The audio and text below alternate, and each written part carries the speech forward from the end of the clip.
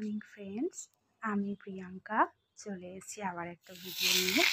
এটা সেই মাছের মাথার ডালি সেকেন্ড তরকারিটা। মাছের মাথাটাকে ভেজে নিচ্ছি।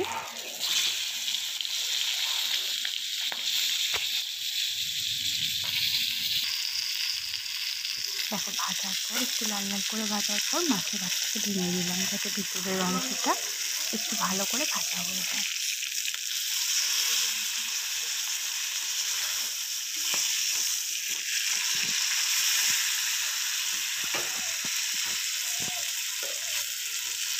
বেশ লাল লাল করে ভাজা হয়ে গেছে, এবার তুলে নিলাম।